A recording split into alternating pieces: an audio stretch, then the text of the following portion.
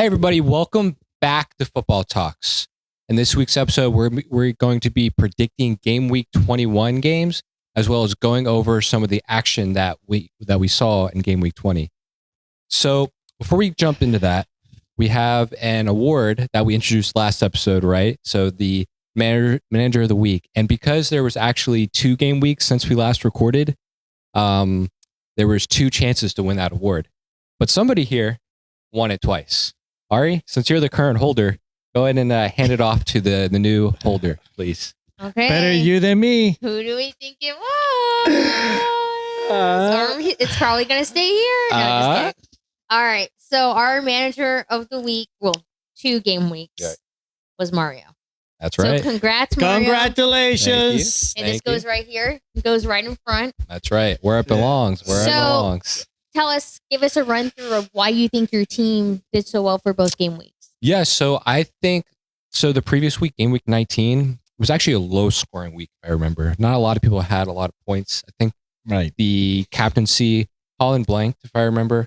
And I went with Ekatike, actually, which kind of helped me because he at least got an assist versus Wolves. So that was kind of I kind of got lucky there because I went different with the captain, and that kind of just separated me a little bit. I think I only got like 49 points. This past week, actually, I had a really great week, honestly. A lot of my players came through. I got really lucky with my Newcastle assets because I had Bruno G and Tiaw. Tiaw got me 17 points.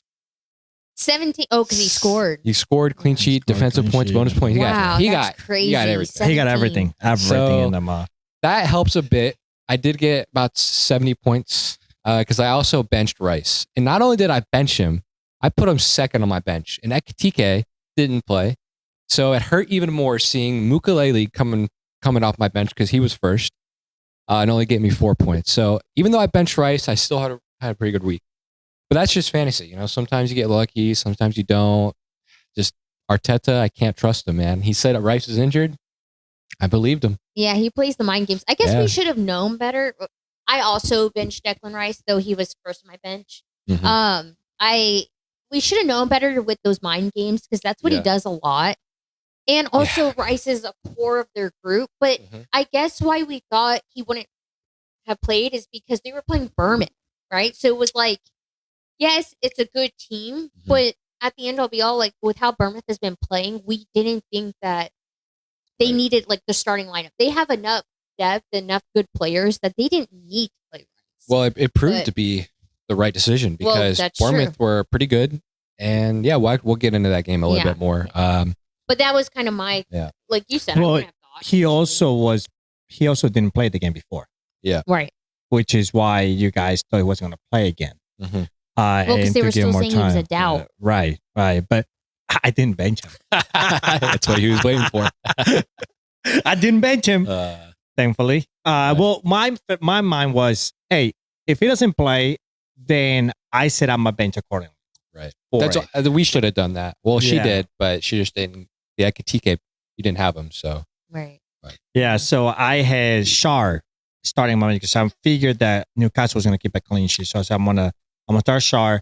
I was skeptical on starting him over Tarkowski because I know Tarkowski gives you some defensive contribution points. Right. He's very good at that. So and I'm like, they're playing Brentford. I think they're gonna shut him down. Boy, was I wrong. But he still got defensive contributions. Yeah. But he only got 2 points overall because Brentford ended up scoring 4 goals. They ran right. Yeah. So but it worked out for me. I also got Gabriel. Woo! All right. So let's go ahead and jump into the match day 21 games. So like I said, throughout we're going to be throwing in some of the match week 20 games as well, talking about that. So the first game we have here is West Ham versus Nottingham Forest. So this is actually a relegation battle because both teams are in pretty crap form. Is above West Ham, I believe. Correct. There's a difference only of 4 points. And it could be less than that, probably 1 point, if West Ham pulls the win. Yeah, West Ham's at home. What are you guys thinking? Well, West Ham just finished losing to Wolves. West Ham gave Wolves the first win. Congrats. Yeah, well, we did say Wolves was going to win it somehow. And they actually seem like they turned it around, believe it or not. I mean, they gave Arsenal a good battle. In the last few games, they've been fighting They've been it. able to score. They drew Man United. I was gonna say, At okay, Old that was Trafford. yep. Yeah. So and They gave Liverpool a battle too, if I remember. Yep. they almost came back. They've been So scoring. they're It's just turning around. defending. They need To lock in a bit. Yeah. Well, they're.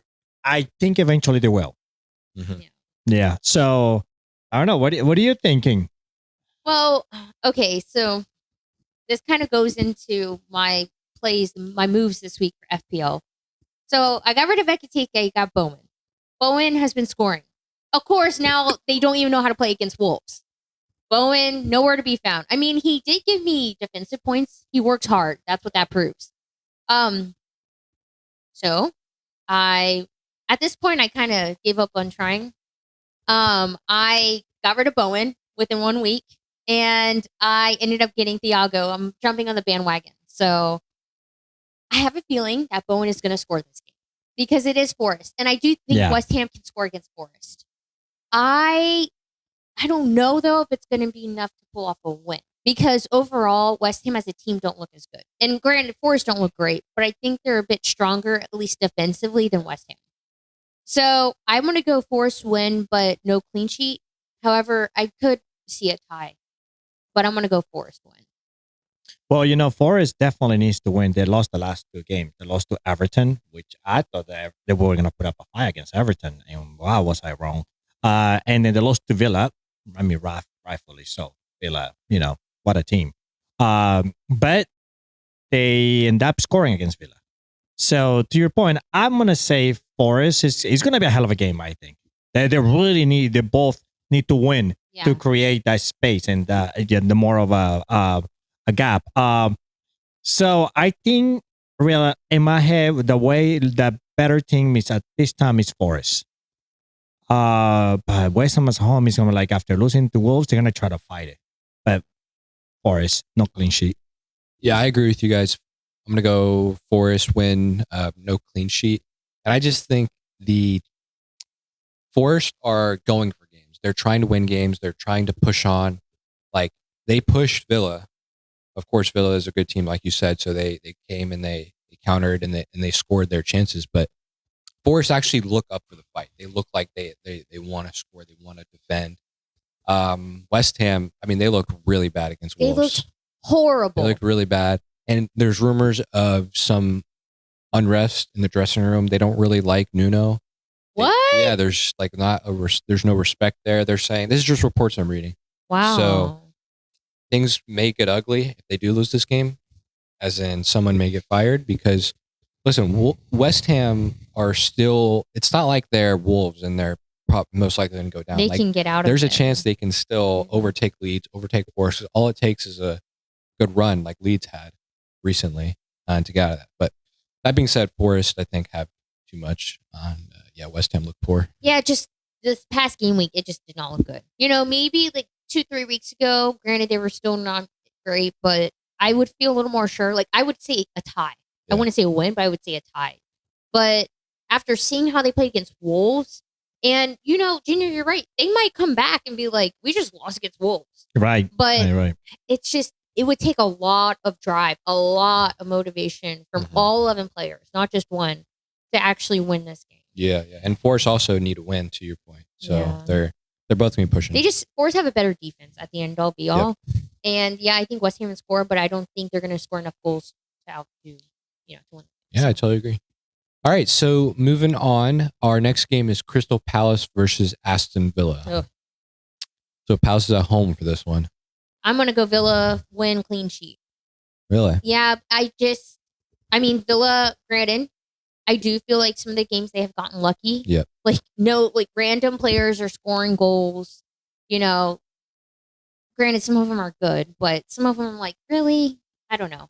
So I still think they're a good team, though. I think they're fighting for it, and there are tactics that, what is it, Emery, that he's coming up with putting Watkins in the second half against Chelsea. I do think that was a tactical move. But the biggest thing here is the fact that Crystal Palace, they're so defensive, and I think that's because that they don't really have an attack. Mateta scored 1 goal recently, and Nketiah he's back. Is he good? Yeah, he should be good. Okay, but like just, they're not really they're not scoring many goals, so they're going to play defensive like they always do. And at this point, I don't think they're going to be able to hold Villa. I think Villa's going to expose them. I don't think they're going to kill them, but I think they're going to expose the I mean, Villa looks good. I mean, they were able to score against Arsenal, and they're having a good run. I think that the team in general, if Watkins is scoring now, so hey, that's a plus. When you got your forward actually finally scoring in like back-to-back games, that's always a plus. So Crystal Palace just doesn't look good. They're missing Sarr. They really need Sarr. I agree. They also need Munoz. Oh my God, they need Munoz so bad. Munoz, I think, is a huge miss. Right. So, and he can't do it all himself. He can't score all the goals because Mateta is really not doing it for them. Right. So, yeah, to me, it's gonna be a Villa win. And I don't know about a clean sheet, but I can kind of see a clean sheet. Okay. Yeah. To your Gahey point, real quick, it's gonna be interesting to see if he leaves this January.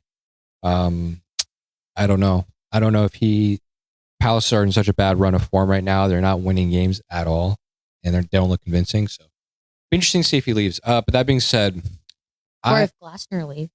Right. I think Glasner will leave in the summer. I think he's going to stay because, I mean, he could leave, but I don't mean in January. I just mean in general. Oh yeah, I think he's gone. Yeah, they need to go because to your point, I think he's leaving in the summer. His contract is up. He's not going to stay at Palace. Mm-hmm. He's a better player. And more than likely, he's going to come to us.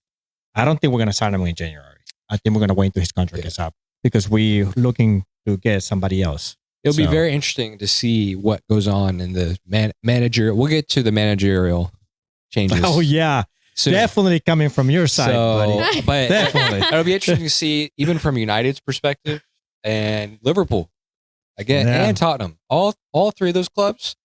I know Chelsea's a circus, but I mean those clubs also. None of them are happy. Let's just say that. Well, Palace got Brendan Johnson. That was my point. So I do think Palace can score. I think Villa will win. I'm kind of leaning towards a draw. And I'm only saying that because I feel like Villa's luck needs to run out a little bit.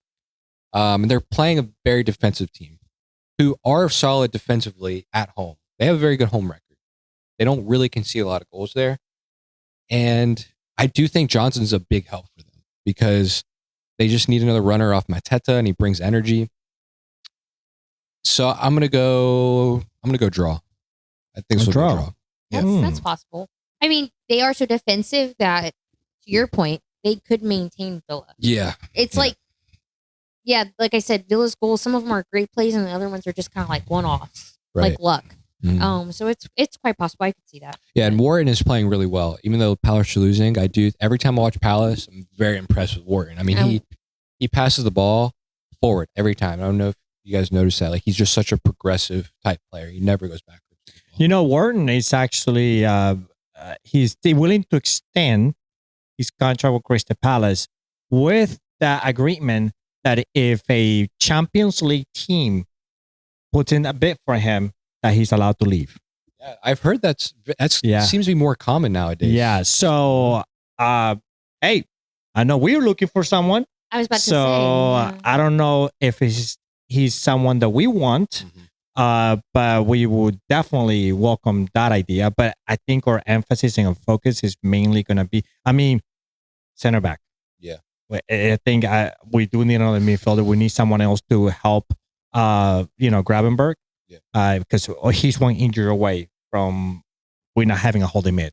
Mm-hmm. And that can happen. We halfway through the season. So, it's going to be interesting to see with Crystal Palace what they come out with the new weapons, with Johnson, and I think it's going to take a couple of weeks for him to fit into the system and the style that Crystal Palace is going to play. So I agree. I think he fits their style pretty well, though. Yeah, they're very counterattacking. Like I feel like Brendan Johnson just runs down the line, right? Not like Garnacho, but like but it's still the chemistry with all the teammates. Of course, it's going to take a little bit to get there. So, but yep. So that's Crystal Palace, Aston Villa. So Fulham. Oh. Please, by all means.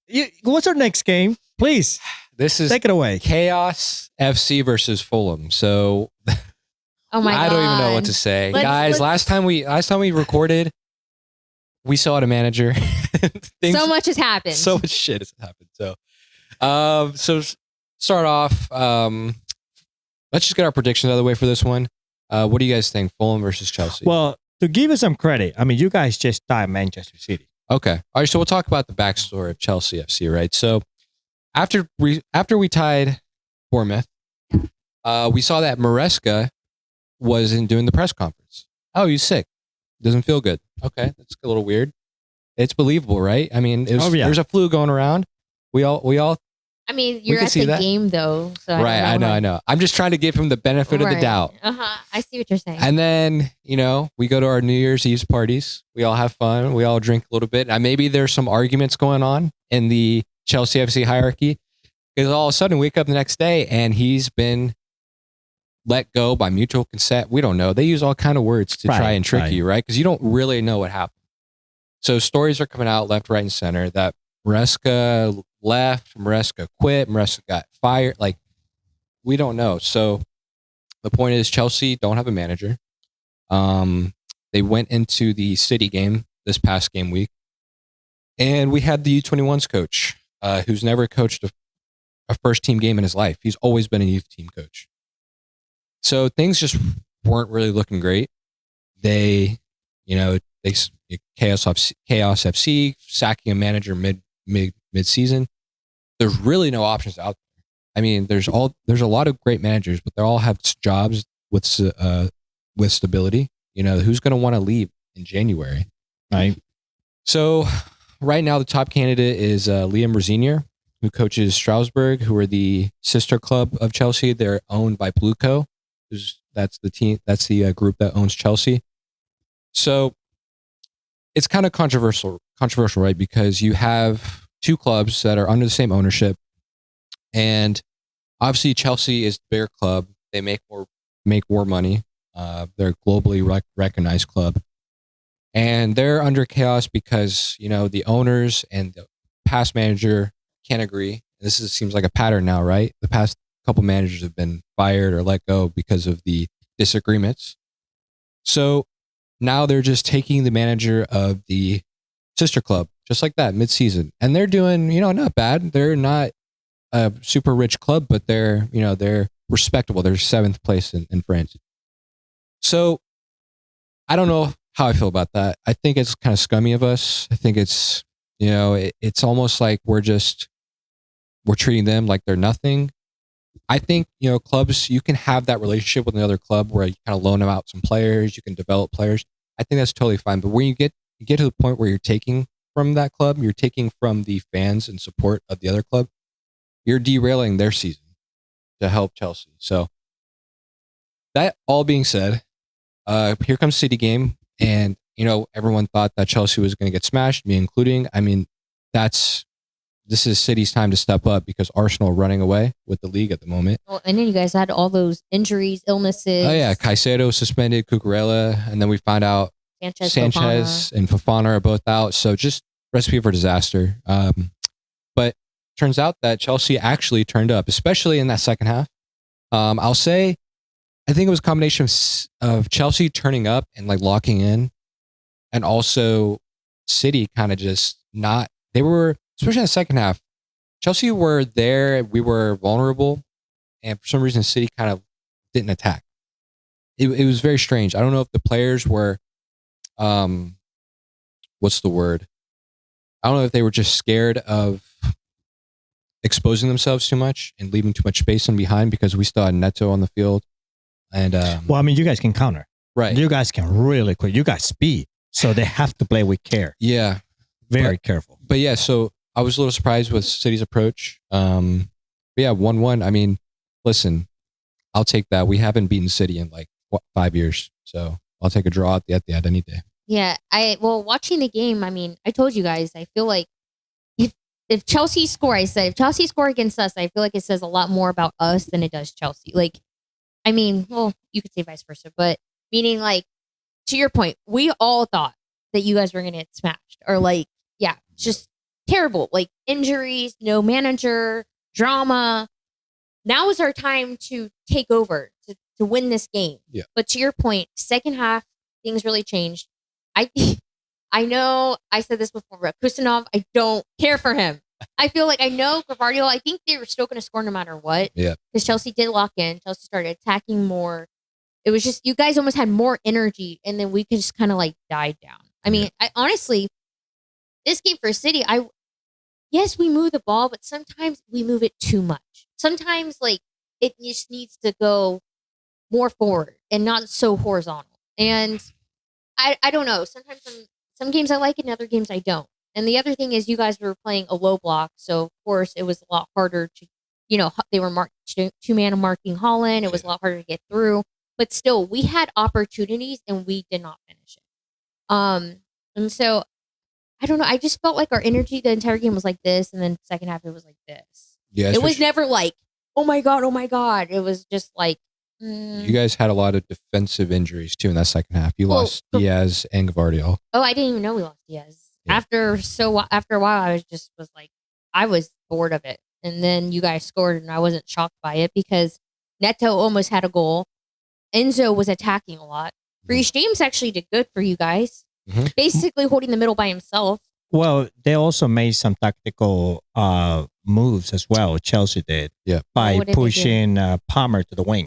Yeah, and putting I forgot the young Brazilian kid. We brought in Santos. Santos as spreading us out. Yeah, so because Palmer's more comfortable in that, like a winger position, seems to be where he's at. So he controlled the bed and be kind of free to move.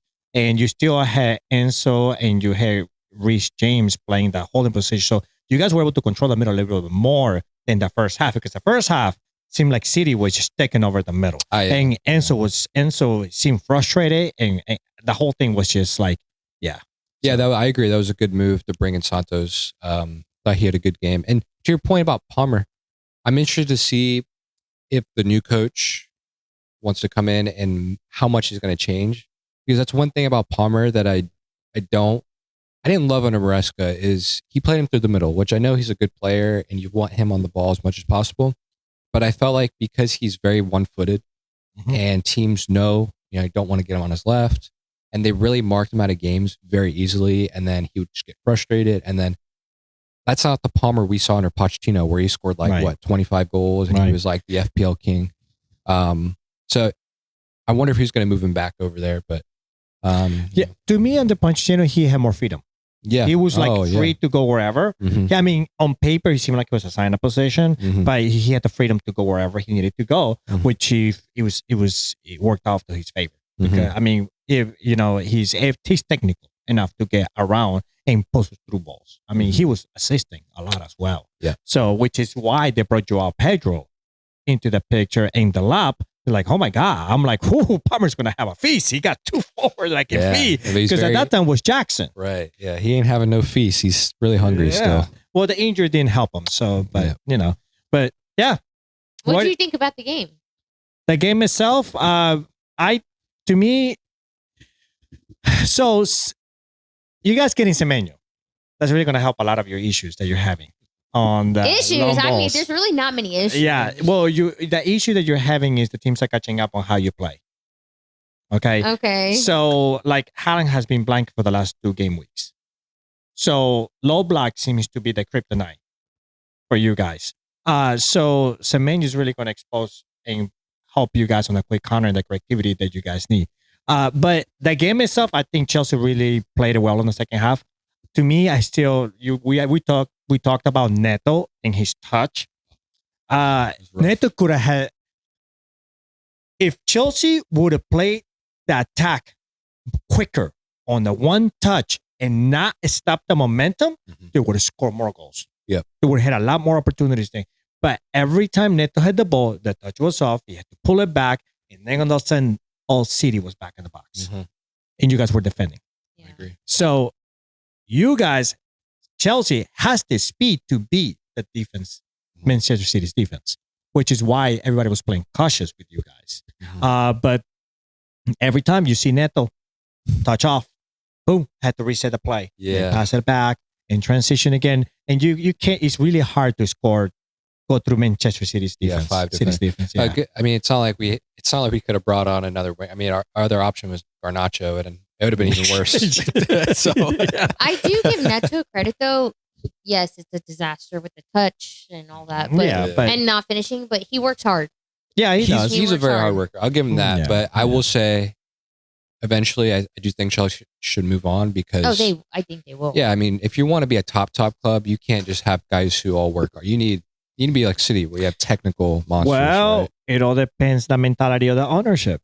Because are they really willing to invest into a player that you guys need, or are we just getting young ones and then reselling them? I agree with you. I mean, Junior, what do you think about kind of Mario brought it up earlier about them stealing the manager from Strasbourg?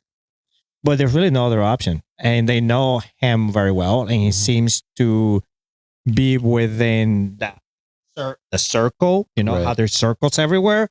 So I think he's like, hey, yes, I work with you. I'll give me whoever you want, and I've got them. You know, so that kind of coach, I guess, we're going to see. Yeah, I think it's going to be tragic for you guys in the middle of the season because he comes with a different mentality, a different approach. Yeah. And Maresca was trying to make it work, but I don't know. It's going to be very interesting. And also, if you guys sign anyone. I don't think there's going to be much movement from Chelsea's side. I haven't read anything. Everything I've read, they say they're happy with the squad. Well, so then the magic is coming. Today's tie just proved they don't need Enzo. Yeah. That's what all the headlines are probably going to say. Oh, yeah. So, look, that's all it took. Hey, we took care of the problem. We might be getting Enzo. So we'll see about that. Yeah. All right, well, there were rumors about that. I mean, it still could happen if Guardiola decides to leave, and I'm okay with that. Yeah. So he knows Guardiola's way. They work together. He actually, I thought he did pretty damn well with Chelsea. Yeah. For what he just came from, what all the chaos. I mean, it's still chaos, but what has happened with Chelsea over the years. Yeah. I mean, granted, it's 4 managers before him, but still. Anywho, all this to say, what do we think about this Fulham Chelsea game? Wow, we just saw Fulham tie Liverpool. We just also saw Fulham. They not only who did they play? They tied Crystal Palace. Yeah, 1-1. So against Chelsea, I'm thinking freaking Chelsea. It's so unpredictable. It's so hard to know which Chelsea is going to come out and play. I'm going Chelsea win. So hard. But I really feel like Fulham can score against Chelsea. It's Fulham at home. Yeah, I think home. Chelsea win, no clean sheet. But the biggest thing is the fact that I think Cuckoo and Caicedo are going to be back. Yep. So, Fofana will be back. Sanchez will be back. You guys are still going to want to win. Yeah. They new need manager, to win. I feel like maybe people will show up trying to prove themselves. I mean, I don't know. I just think, I know you guys have had some drama, but I think you guys are going to keep it going. So. Okay, so let me paint this picture for you. Fulham has 28 points. Chelsea has 31. Yep. So if Fulham beats Chelsea, they'll tie with points with Chelsea. Yeah, it will be. Okay, so what do you think? It will be from Fulham? So I'm thinking Fulham is going to go all out and they're going to try to win the game. So you think they're going to win?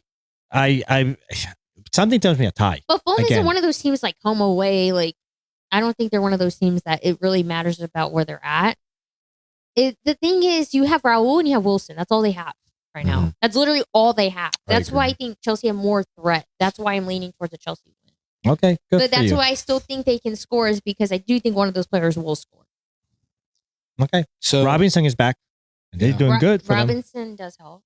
I'm going to go Chelsea win, no clean sheet. To be honest, I've kind of always felt we were going to win this game.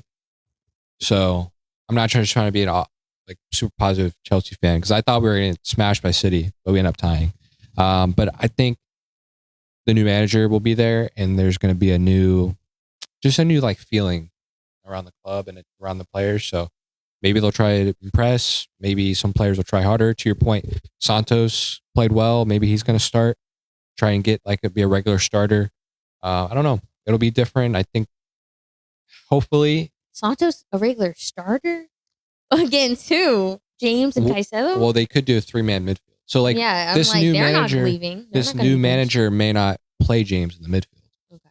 He may put him back at right back. I definitely would. I mean, he's so put him in strong. midfield. I think he's better in the midfield than he was right back. Not with the options when you have Enzo and Caicedo, you have. That's true. You know, I agree with it's yeah. Reese. I mean, you saw Reese. He was getting stuck in. Well, not only that, not last game, the game before that, he came all the way playing he was playing as a holding mid, then was put in the right back.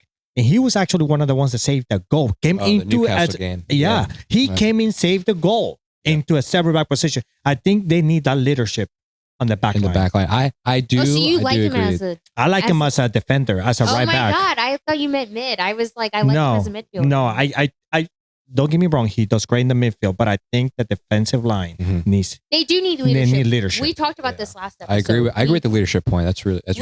I agree with that because you have Caicedo and Enzo, and then they're fine there. You know, you don't need that much. Yeah. The only thing I have is I would be okay with him playing right back again if. I don't know. I think he did this in previous years where they allowed him to do like a Gusto move, push up, and then get into the midfield sometimes. Because I do think he brings creativity. Like he brings those lofted balls that you like. I think he does help fight in the midfield or like a center defensive mid would. And so I kind of like that feel if they allow him to do that as a right back. If he's just stuck on the side, I feel like that's wasted talent. So let's move on. We're spending a lot of time on Chelsea. Hey, That's I'm true. okay. Let's keep talking. Yes. So my prediction is Fulham win, no clean sheet. What? Okay. Yeah, I think Fulham is going to come out and pull it. I still don't know which Chelsea is going to show. Somebody's upset about that Liverpool Fulham game. Hey, I want him to win. No, I just think that they 31 points, man. They're like right there. I agree, but Chelsea also need to win. I think honestly, yeah, they do. They all need to win. And here's my thing. Yeah, we can say about every City needs to win. I think that how this season's going to go is everybody's going to win at the same time. Because everyone's going to see the team before them win. And they're going to be like, shit, we need to lock in. We got to win. We really got to win this game, right? And then one team's going to drop points. And then everyone's going to be kind of a bit more relaxed. Like, okay, we should win this game. It's going to be easy. No, and then they're going to drop points too. And it's going to be the same cycle because everybody drew this weekend. Everybody fighting for the spots. The last week too. It was like a lot of draws. Yeah, the previous week it was yeah, and it was like yeah. We'll get to it. Yeah, but, I was going to say we probably need to go. Yeah. Our next game is Brentford versus Sunderland, and this one I'm kind of leaning towards the tie. Yeah, geez. I think I'm going to go for a tie. Sunderland have drew their last four. But not like 0-0. Maybe. Crazy. So this is the thing. You have Brentford with Thiago scoring a hat trick. You have Brentford where they're like, what the heck? They don't even have a striker. He's not doing great. Then a random player shows up or they don't. And then Sunderland, same thing. Like Sunderland plays so defensive. I noticed with Sunderland, they're able to score at least one goal. Yeah. They're able to score at least one goal. Scrappy goal. Okay. Even though they play very defensive. Yeah. And then they just let teams go at them. And I think Brentford can go at them, but I don't know. It just really depends on who shows up this day. That's why I'm going tie. I'm gonna go Brent. Man, yeah, I'm gonna go Brentford win. I'm gonna go Brentford win, clean sheet. So Brentford tied Tottenham on game week 19. 0-0, right? Yes. And then they beat Everton. Yep. And Everton is a much defensive team than Tottenham, but then everything is lacking attacking, which is why they couldn't score so many goals on Brentford. I think Sunderland against Brentford, I think Sunderland is going to stop Thiago. There's much smarter than that. It's going to be a low scoring game. I agree. It's going to be like 1-0 something. Yeah, something like that. But I want to go for Sunderland. Wow. Okay. Yeah, I like Sunderland. I really like how they're playing and how they time these games, even with missing around 4 of their key players. Yeah. And they're still hanging on to this. I agree. And they're still fighting. And all they're doing is giving more experience to the backup players. Let's not forget to mention that they are literally Brentford 7th, Sunderland 8th. They have the same amount of points, so this could decide another game that is very decisive. Yeah, and this can push them up 2-3 they can move up to easy to 5th place. Yeah. Sunderland show up for big teams. If they can't show up against Brentford, that's what I don't understand. I'm like, you shouldn't be able to beat a team like Brentford. Sunderland tied City 0-0. They kept you guys to 0-0. I know. Yeah. And then freaking, like to your point, ton of. Well, what I like about Sunderland is they're a team that's like hard to beat, very defensive. They work really, really hard. Very structured, but they're not necessarily like a dirty team from what I've seen. You know, they're like, they're just competitive. And I like that. I don't like a team that's like, I'm going to throw Newcastle under the bus. So like Newcastle was kind of like a dirty team. They try to be competitive, but I don't know. Sunderland are the good guys, but. Yeah. All right. So for me, Sunderland win, no clean sheet. I'm going tie 1-1. On Brentford win, clean sheet. Here we go. It's going to be interesting. Okay. All right. Our next game is Bournemouth versus Tottenham. When is Semenyo heading out? I'm ready to have Semenyo. Somebody said that this last game week will possibly be his last. I keep hearing that. But I don't know how much paperwork you guys got going on. So, Jesus. have you talked to Pep? You need my hat? You need my hat to talk to Pep? I might need your hat soon. Okay, we're going to have to get my hat out. Well, you guys know, you know. He saw the 2 draws and he's doesn't want to go to you guys anymore. Actually, I don't know if I want the hat because I think he used the hat and then things went more south. No, actually it worked for that game. It seems like I had to use it every game week. Oh my God, you have to use it every game week? Every game week. Jeez. Yeah, I didn't know that. I'm still trying to analyze and, understand my hat powers. So I'll bring it out again. Wait, your hat powers. I thought you said your powers. No, my hat powers. Okay. So to send a message and communicate to Slot. So you can use that for Pep.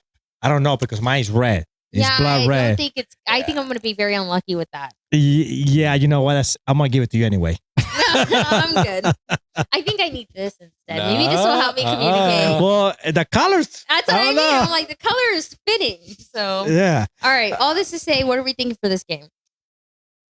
Crap. I'm going to go Bournemouth win. That's reality. Really? Yeah. Bournemouth win? I'm going Bournemouth win. Agreed. I go Tottenham win. And no clean sheet for Bournemouth, though. Yeah, no clean sheet. Because Tottenham always find a way, but Bournemouth are a better team. So Tottenham's manager, Thomas Frank, is getting booed at every single game. These past 3 games, he's been booed. I didn't know by that. the fans. He'll go clap him like, "Hey, thanks for your support." Woo. Like they just don't want anything to do with him. Well, you said that they suck at home games. First off, that's horrible. But they're not even at home. They suck at away games. They suck everywhere. Well, yes, but even more like, I mean, as a fan, I would probably boo him too. But I don't know if that was happening before. Because I felt like Tottenham were doing a little bit. Where are they? Where are they right now? Okay, so Tottenham tie Brentford 0-0. Yeah. And then this tie Sunderland 1-1. Yeah, Tottenham is in 13th place with 27 points. So and Bournemouth.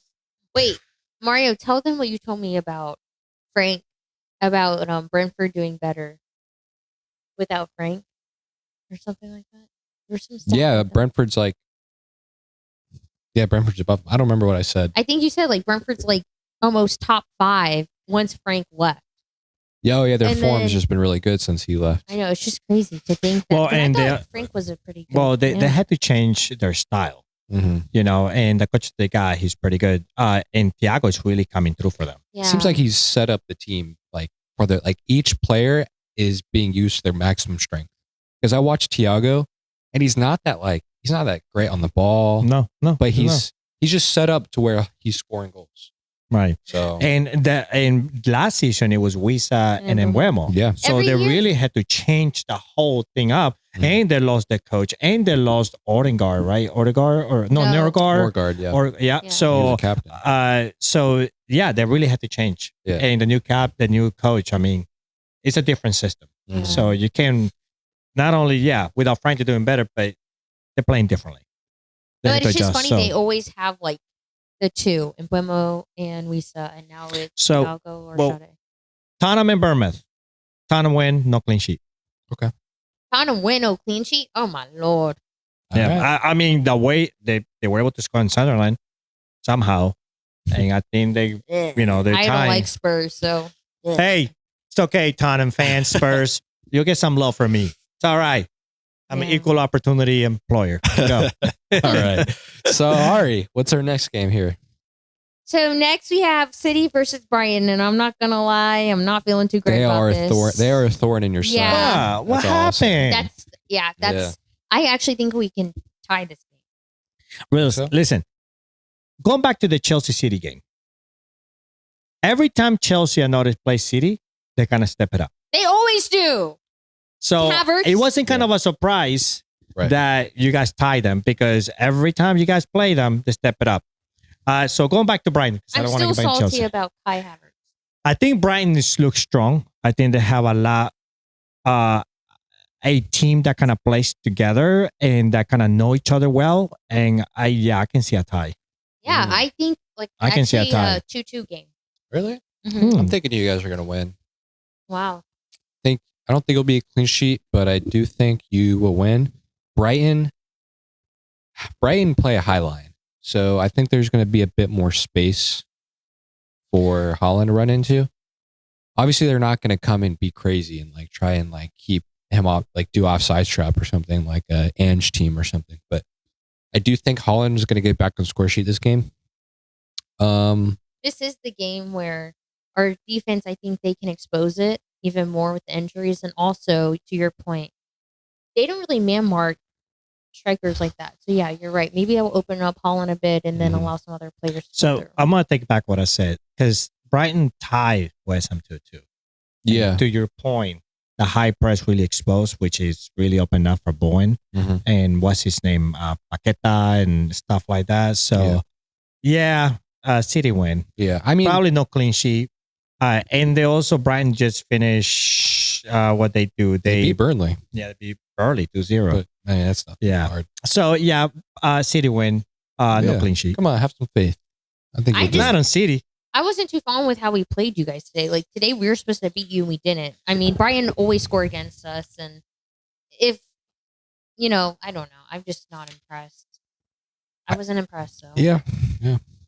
Well, you still gotta give some players in Chelsea some credit because they got a hell of a speed. Yeah, and that's what you guys are afraid of. Right. And you lost two. We're going back to Chelsea anyway. I have heard. Can't get away from. Yeah, I'm like, let's stop. So I did hear that some rumor that Van Heck is interested in going to Liverpool. That'd be a good pickup. I did hear this. I don't like playing against Van Heck, but if he was on the team I supported, I would like him because he's kind of a shithouse and he gets involved in a lot of fights. Yeah, he does. But he's a good passer. He's a very good passer of the ball, I think. Yeah, it could be a pickup. Would you be okay? Do you like Van Heck as a player? Yeah, I don't mind it. Something better than Konate because I'm telling you, he is. He will bring more passion to that back line. Listen, every team is exploring Konate's side. Well, let's get to that in a minute. You want to move on to but no, let's go back to Chelsea. Why not? Yeah, Jesus. I used to when I was getting into my team, I was getting all passionate. We'll get there. We're almost there. To be fair, I did bring up Liverpool. Well, see, I brought Liverpool up. I'm helping you guys bring your teams up, and I'm with City. I'm like, tie. Well, it must be nice to be in second place. Yeah, I think with 42 points. Used to winning. There's a huge gap. I'm used to winning. And by the way, did you know that you and Villa are tying points? 42 and 42. I did not know that. That's crazy. Yes. I don't want to hear it's a that. must-win game. All right, next game. So you tied that game. Ooh, Villa's gonna go ahead. Dude, I brought your team up. I was trying to talk about your team, and now I'm gonna talk crap about your team. I know. All right, let's go. Everton versus Wolves. Oh, hell yeah. Everton clean sheet. Everton clean sheet? No, this is 2026. This is the year of the Wolf. Yeah, Wolves have been scoring against every team so far. And I think they can easily if they scored against Arsenal, they can easily score against Everton. I'm going Wolves all Listen, day, after the loss, Brentford beating Everton 4-2, Everton is at home. Oh, shoot, they lost at home too. Never mind. I was saying that they've lost 4-2 at home, and they also lost 4-1 at home to Newcastle. So their new stadium is not a fortress. I think this is Wolves. Wolves got now it, is your time to step up and beat them. Wolves got it. I'm gonna go Wolves win clean sheet. Clean sheet? Yeah. No. Holy crap! You're really going all out. This is crazy. Damn, you are going for the year. They're gonna. They're gonna save themselves. No relegation. I'm going Wolves win, but no clean sheet. Oh man. I don't know. Actually, I don't know if I want to be that optimistic with Wolves. I do. I don't know. I'm going to say Everton win. And I'm going to say clean sheet. I have faith because I had Tarkowski. So he's going to get defensive contribution is the clean sheet. So yeah, I'm going to say Everton. I mean, guys, imagine you've been losing every single game. Like literally getting smashed. You're getting like goals chopped off, just last minute defensive mistakes. And then you finally win the game. Imagine that feeling. Damn. And then you go in and you're going to play another opponent that is easily gettable because they just lost at home. Yeah. I mean, this is a game for Wolves to win. Mm-hmm. Yeah, but it still takes skills. It takes a whole team. Listen, underrated FPL pick is Mane. 4.5 mil forward from Wolves, who's been starting every game. He scored and assisted against West Ham. Mane from Liverpool? He's back. He plays for Wolves now. All right. So moving on to Burnley versus Manchester United. Okay, so I'm going to say a tie. I'm just kidding. I don't know. Honestly, the last time they played, I think it was a 2-3 game. Wolves 3-2 game or something. Wolves tied Man United. Man United, when they played Burnley scored goals against them. Man United sorry, go ahead. This past game, Man United didn't look that great. They're very much... Leeds is a team, dude. I know, but like the past two games technically were supposed to be easier games for them, I believe. What was the last game? They tie Wolves and they tie Leeds. Wolves, really? And then Leeds, yes, I agree with Leeds attacking now. Right. So yeah. But still, you would have thought they would score more. Right. And that was that's when the Wolves stepped it up. That's the turning point for Wolves. This is the 2025 Wolves. They were still losing back then. So now the 2026, they're winning. Yeah. I don't know. I think there's no clean sheet in this game. I think United will still pull out a win against Burnley, but yeah, I agree. Burnley, I think Burnley's going to score against United. Burnley, United win, no clean sheet. I'm down with that. Yep. Right. Cunha 3 goals. Let's go. All right, next game. Hell no, I don't. Dorgu assist every goal, or Dorgu 3 goals. What the hell? You're pulling my number. All right, Newcastle Leeds United. Now that's going to be a hell of a game. That's a really good game. Yes. That's going to be a game because the Leeds, the way I've seen them play, wow. Now they're finishing too, so. Yeah. Oh, and also to remind everyone, game week 21 starts on a Tuesday. There's only one game on Tuesday, January 6th at 3 p.m. Eastern time. And the rest, and there's a lot of the games on Wednesday and one game on Thursday. Yep. The best game of the week is going to be on Thursday. Stay tuned. Actually, yes, I do agree with that. I thought you were saying your typical best game of the week, but looking at it, it is actually the best game of the week. It is the best game of the week. And it's going to be probably boring too. Yes. Go. So Newcastle Leeds United. Now with Liverpool's form, probably not. Oh, yeah, it's going to be. That's how we do it. But let's go back. Come on, guys. Just finish. We'll get there. Yeah, we'll get there. Okay, Newcastle Leeds. I must say, gosh, this is because I got Calvin Lewin and I had Stack and I also have Shar. What are you looking at? So Newcastle is in 9th place and Leeds is in 16th place. A difference of 7 points. I'm still going Newcastle, but no clean sheet. Yeah. I think there's going to be a lot of goals. Yeah, I agree. And we say starting, huh? Wow. Young Gravy. What happened? You know what? I'm very upset with Young Gravy. I got him. And you told me that Wisa was going to start. I did. I got him. I said, you know what? He's going to be my differential. I'm going to do great. Freaking benched. Wisa starts. And then, of course, I'm like, okay, fine. I'm okay with that. I'm going to let, I have my bench set up. And I think, I forgot who I had in my bench. Was it Konate or somebody else? I'm like, yeah, they're going to keep a clean sheet. I think it was Konate. They're going to keep a clean sheet. They're going to keep a clean sheet. So I'm okay with that. Yeah, we're going to do good. Freaking still didn't matter because Young Gravy came in for 1 point. The hell? Yeah, I think Eddie Howe trusts Wisa a bit more because he has all that Prem experience. He also got the speed, He's agility. Just a better player. Yeah, he's more agile. Yeah, he can break loose. He can pass the ball. It's not like, I'm relying just on a header, just score a goal for the game. Yeah. So. They are definitely two different players. Oh, yeah, definitely. Attacking styles that could be a tactic right there, depending what type of team you're playing. But seems like right now, Wisa's the man for them. To start, at least. To start. And then Ultimate might sub in. So we all agree Newcastle win? No clean sheet. No clean sheet? Yes. Agreed. All right. To the best game of the week. 21. Liverpool versus Arsenal. We're playing at Arsenal.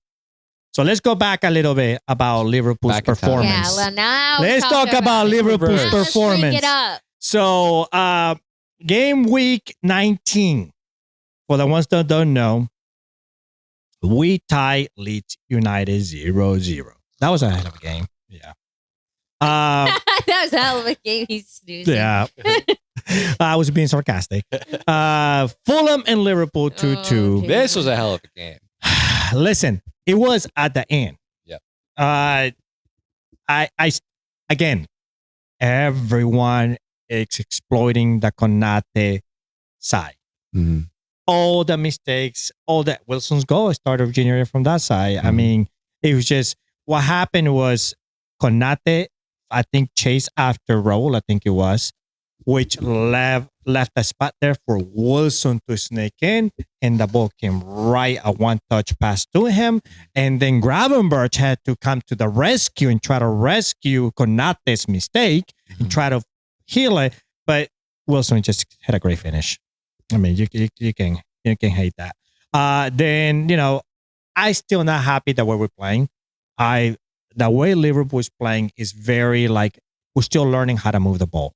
Yeah. We're still transitioning. It's like we're lost. We're confused. We're trying to figure things out. A team at this level, come on, really?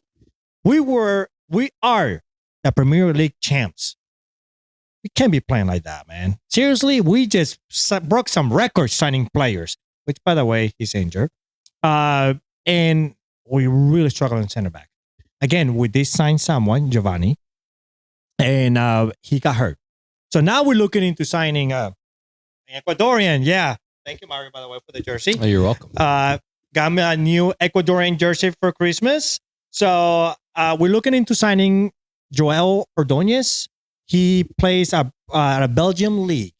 He's 21 years old. We're looking around, I think we're looking at paying around 35 mil plus 8 mil add-ons, so a total of 43 or so mil for him. I was looking at some of his highlights. I was looking at some of his games, and he looks like, it reminds me a little bit of Alexander Arnold, but he's a center back. He can also play at right back position. So that's good to have. And he's long balls, man, just like Alexander Arnold. Get those long balls, get him on target. Good player, very good anticipation. He's 6'2", if I'm not mistaken. His reach, his anticipation onto the ball, intersecting the passes, man, he reached the game very well. Ecuador produces some good defenders, huh? Seems like they're producing good defenders over there. Yeah, we're producing defenders, holder mids. We still haven't moved up. We still haven't moved. Valencia. We have Valencia now. Valencia. We need to get rid of Valencia. He's cost us some games.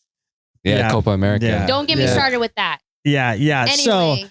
But anyway, yes, we are very, very good at defending. We even have, what's his name? Hincapié in Arsenal. Mm-hmm. Look at that. He's doing pretty good. So, yeah, we know how to defend. I mean, that's what Ecuador does. That we defend. We protect. They had the least amount of goals conceded in the qualifiers, I believe. Yep. Yeah, we're pretty good defending. We just got to work our way up. So, they say at times, defense wins games. Does win games. At times, yeah. So, going back to this game. Last time we played them, we beat them. You heard that right. It was a free kick. Charles Bay. This time around, we're not the same. Wait, hold on. Yeah, you didn't finish with Fulham. You skipped the most important part. Yeah, the Fulham goal. You got to give Fulham. Oh, sure. Going back. I was waiting for you to talk about that goal. Oh, my God. Beautiful. Okay, so going back. All right. So we're watching the game. It was 1-1 and, burst goal, whatever. Then we score, right? At the 90-something minute. Capo. Yep. Beautiful goal. Cross from Frimpong. The ball bounced, which really helped. The bounce really helped, which Anderson missed the ball and went across, and Gapo just used his thigh. Like I always say, you finish however you can. Yes. He did it. He's a finisher. Then we're like, okay, yeah. I was like, yes, finally we're pulling it through. Yeah. And then freaking Slot subs Gapo out. Why would you do that? And puts Gomez in. Why? I don't understand why. Okay, I want to defend it. Well, see what happened? Everybody, please go watch the highlights. Watch the goal. Fulham's goal. What a goal. What a beautiful goal. The goal of the season, to be honest. That was Oh my God. pretty crazy. You will see around 9 players inside the 18. And the only one outside 18 was Chiesa that was pressing the Fulham player.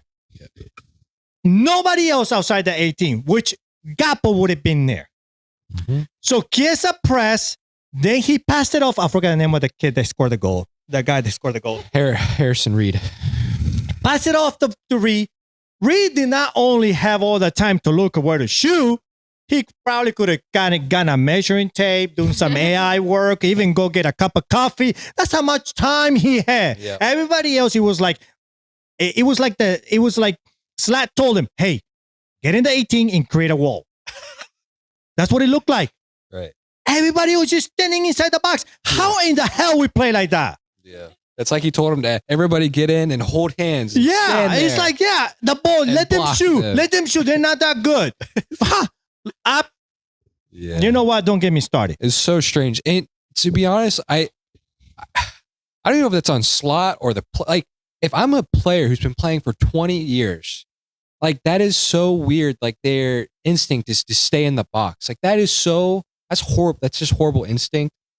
That's Listen, that's very frustrating. as a coach, because I coach high school and everything else. So I always tell, if they're in your half, that's your territory. Yes. It's our territory. We do not give them time to get comfortable in our territory. You're near the 18, even near the 18, where we're on them. We're on them like white on rice. These are professionals. Jesus. You give them any time. I don't care if it's a center back.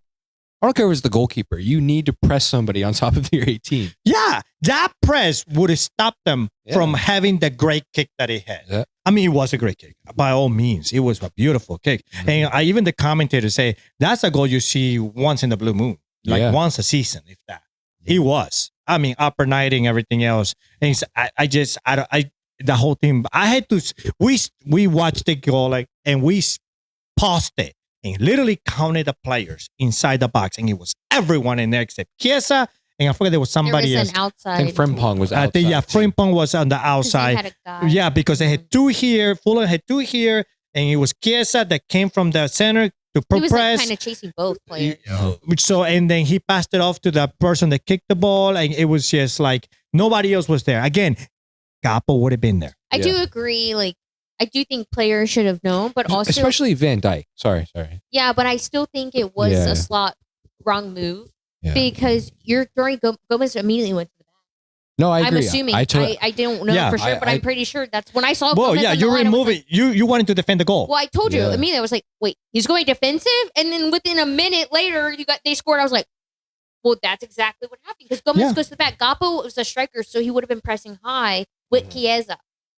But to your point, they should have known. If you go defensive, just drop Gravenberch back and let him play back there with the center and keep everyone else so the structure doesn't get all crazy last minute. I mean, you're switching a striker for a defender. That's a big change.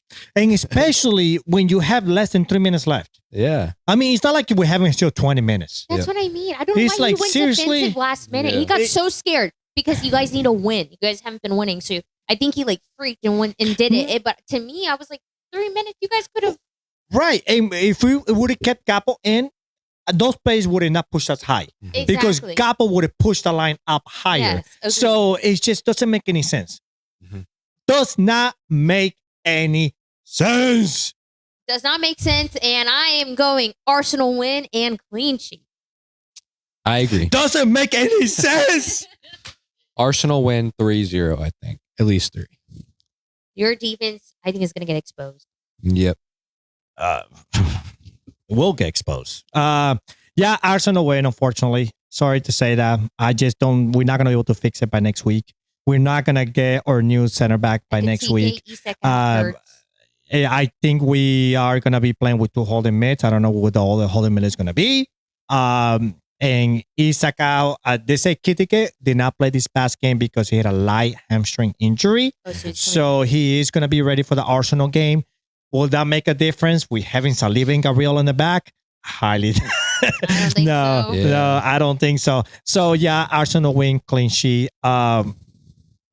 Will it be a blowout? I don't think so. I still think Liverpool will try to manage somehow, but they're gonna push Konate side. I mean, I just see it. It's just gonna happen. A Konate mistake. But yeah, sad to say it. Sad to say it. But hey, we gotta keep winning. We gotta keep moving forward. So anything for this game week? Since we only have one day to make change, Monday? Yeah. Tuesday, the deadline will be at what? 1:45 or 1:30, something like that. So what are your changes coming up? Let's start with you. Thanks. Game week winner? Yeah, so I'm bringing in Thiago. I'm jumping out back on the train because I got rid of him 2 weeks ago, and I'm bringing him back. That hat trick made me a believer again. They just have some good pictures, and to be honest, the forwards, there's not a lot of options. You got Haaland. Yeah, there's really not. I mean, even Haaland's not really scoring these past few weeks. And then you got Calvert-Lewin, who, yes, he's been scoring, but these past few games with Leeds, he's kind of been not really involved. So it's like 50-50. I've had Raul. Again, like he's kind of like Calvert-Lewin where he'll get a chance. Maybe he'll score. He scores PKs. So Thiago, at least, he's the second top goal scorer with 14 goals, which is pretty crazy. He could catch up to Haaland if Haaland doesn't step it up. But yeah, that's it. I brought in Thiago. But what about you, Ari? Yeah, I'm kind of over this game. So I took a -8. So I can keep this, right? I took a -8. You can keep it. Thank you.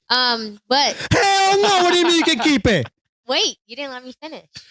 But I'm over this game. But at this point, I'm actually just kind of like, well, I can't say it. But anyway, I still want to try to get, like, I'm having fun. Like, I want to get as many points as I can. Like, kind of just throw players that I really think will do well. Whereas, like, this time around, I was like, let me just make one change. I don't know. Like, I full send. Like, I got 2 Arsenal defenders. I usually never do that. You do? Normal Ari would never do double back line because I just don't trust it. Even though that's technically, I had Raya and Timber before, so it's kind of like double back line. But I ended up getting Gabriel. I got rid of Raya. I got Gabriel because obviously he's a scoring machine, and it bit me in the butt not getting him this past week. I kept Timber. I kept Timber because not only the clean sheets, even though he hasn't been keeping them, but because he attacks. And now with Gabriel back, he's going to be pushing up and assisting. And then I got rid of Raya and I got Royce for Sunderland because they have some games I think that no matter what, he always gets points. Even if he doesn't keep clean sheets. He has the most points for a keeper. And he's cheap. So why not? So I got Royce, Gabriel, and like Mario, I jumped on the bandwagon with Thiago. I got rid of Bowen. And that was because, to your point, I just have to be patient with Thiago. That's what I've learned with him is it's so easy to get rid of him. But like you said, there's really no good picks. And he's cheap. He's cheaper than Bowen for West Ham. So heck yeah, I'm going to get Thiago. So those were my changes. And at this point, I'm really hoping I can at least get as many points as I can this week. But Junior? It is what it is.